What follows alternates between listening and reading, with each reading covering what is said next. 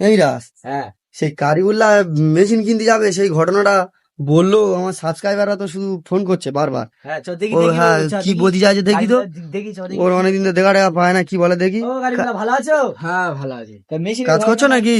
হ্যাঁ এই কাজ করছি ও, বলো। তা ভালো। তুমি সেই কোথায় জাপানে না কোথায় মেশিন কিনতে যাবে বলে সে ভিডিও বানালে, একটা আমার দর্শকরা তো শুধু খালি জিজ্ঞেস করছে যে ওটা দ্বিতীয় আমি পার্টটা কখন ওখানে আসবে, দ্বিতীয় পার্টটা কখন আসবে। তা তুমি দ্বিতীয় পার্ট সম্বন্ধে কিছু বলো এক্ষুনি দর্শকদের। কি বলবো আমি? হ্যাঁ বলো। তাহলে শোনো, তাহলে যে নতুন উড়োজাহাজটা কিনেছিলাম ওই ইয়েতে মেশিনটা কাটা মেশিনটা নিয়ে আসতে যাবো বলে একবার গেছি এইছি আমি আমেরিকায় গেছি, মেশিনটা অর্ডার দিয়ে আমি চলে এসেছি। আমি জানি একবার প্যাসেঞ্জার বই উড়োজাহাজটা দাম উঠে যাচ্ছে কাটার মেশিনের, যাবো নিয়ে চলে আসবো। পুরো একদম মাথায় চিন্তা পুরো ঢুকে নিয়েছি, আমি ভেবে নিয়েছি একদম।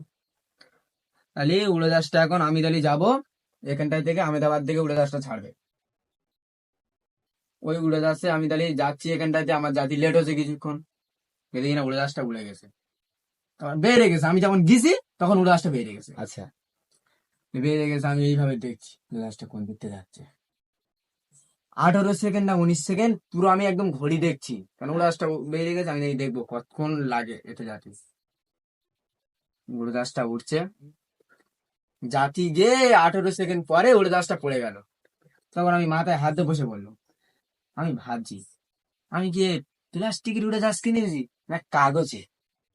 কিছু দূর গিয়ে মাত্র পড়ে গেল আবার নতুন উড়োজাহাজ। আমি আমি তাহলে ভাবছি সোনার মেশিনটা কি করে নিয়ে আসবো, উড়োজাহাজ আমার আরেকটা কিনতে হবে। ওই দিন আমার এই উড়োজাহাজটা পড়ে গেছে, মানে বহুত ক্ষয়ক্ষতি হলো আমার। আচ্ছা, যে উড়োজাহাজটা কি পড়ে গেছে সেইটাই তোর? হ্যাঁ বেশ, ওই উড়োজাহাজটা আমার, আমি কখন কিনলি? ভাবছি। আরে ওই সেই কারেন্ট মেইনটা আনবো বলে তো তোমাদের সাথে সেই ভিডিও বললাম তো, যে হ্যাঁ আমি একটা হ্যাঁ উড়োজাহাজ কিনেছি নতুন। হ্যাঁ, ওই উড়োজাহাজটা আমার। ওইটাই তাই তোর? হ্যাঁ ওই একবার আমি উড়ে গিয়ে আর এইছি, বহুত ক্ষয়ক্ষতি হয়েছে। ইস, সেইটা নিয়ে বহুত ফের টেনশন আছি, কারণ আমার এখন এই মুহূর্তে কারেন্ট মেশিনটা আমার আনতে হবে আমেরিকায় থেকে।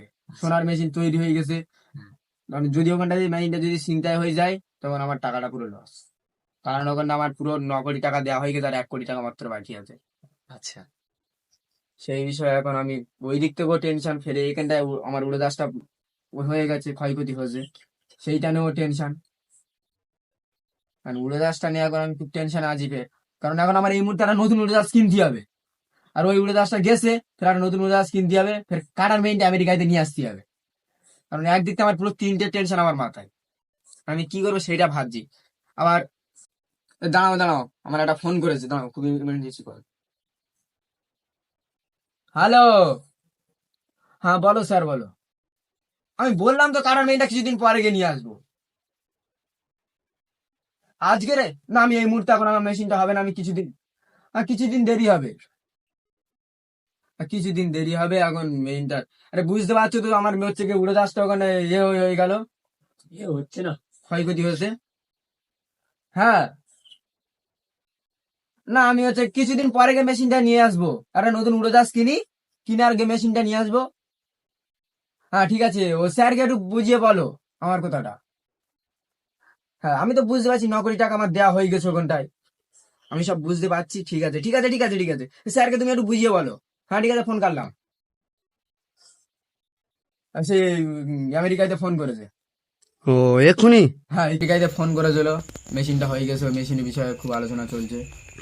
আর এইদিন আমার সে মুদি আবার এবলা ওবলা ফোন করছে, তুমি প্লেন কিনেছো না বাল কিনেছো, 18 সেকেন্ড উড়ে মাত্র পড়ে গেছে।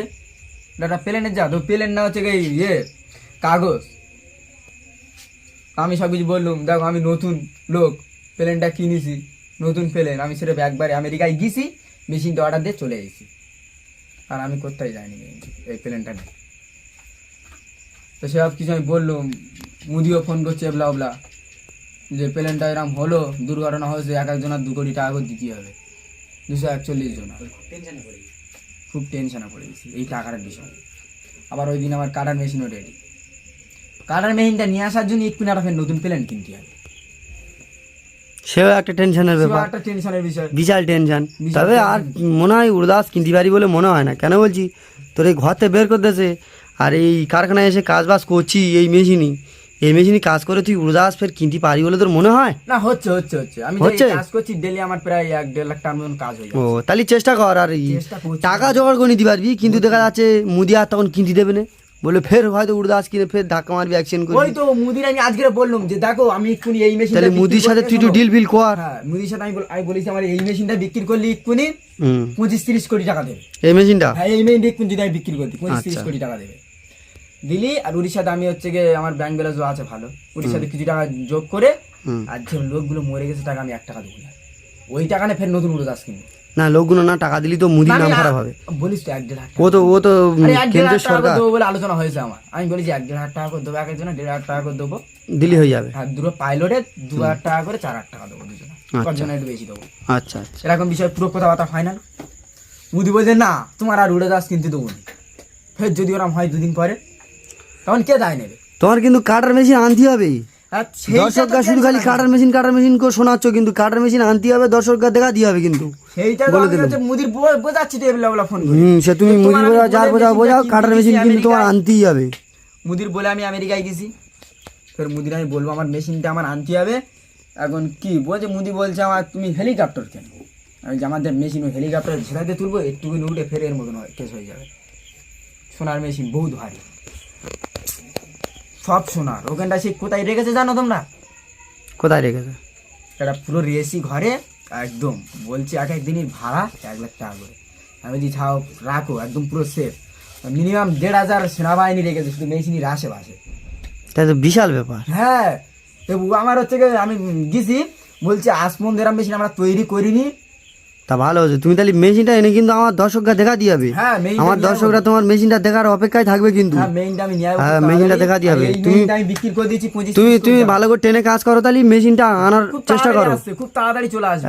মেশিনটা আনার চেষ্টা করো, আর মুদির সাথে একটু আলোচনা করে নাও। হ্যাঁ হ্যাঁ হ্যাঁ, ওই বিষয়ে আলোচনা মুদির করছি। হাতে বা একটু ধরে দেখো, যদি টাকা পয়সা কিছু দেয় ও, তাহলে আরো একটু সুবিধা হয় তোমার। আমি বলছি আমার তাহলে আমার দর্শকরা তাহলে তাড়াতাড়ি তোমার মেশিনটা দেখতে পাবে, না তো হ্যাঁ, তাহলে অনেক খুব লেট হয়ে তাড়াতাড়ি যাচ্ছে। মেশিনটা আমি নিয়ে আসছি, নিয়ে এসে দর্শকরা তোমাকে কত অপেক্ষা করবে, এর মাঝখানে কজন কোথায় কি হয়ে যাবে তার ঠিক নেই। তাহলে খুব তাড়াতাড়ি মেশিনটা আমি নিয়ে আসছি, নিয়ে এসে তোমাদের একটা ফের নতুন ভিডিও দিচ্ছি। আর ঠিক এর আছে। ভিতরে আরো ফের অন্য বিষয় ভিডিও আইবে, তোমরা সবাই আমাদের চ্যানেলে লক্ষ্য রাখো। ঠিক আছে। আর তোমরা আমার চ্যানেলে লক্ষ্য রাখবেন সারাদিন, আপনারা সবাই আমার চ্যানেলে লক্ষ্য রাখবেন। চ্যানেলের নাম হচ্ছে অল ইন্ডিয়া ভিউজ। সবাই সাবস্ক্রাইব করবেন, লাইক করবেন, আর একটা করে কমেন্ট করবেন। আর মেশিনটা কিনে নিয়ে এসে, মেশিনটা নিয়ে এসে তোমাদের সাথে আবার একটা ভিডিও বলবো, মানে একটা ভিডিও করব সেই সময়।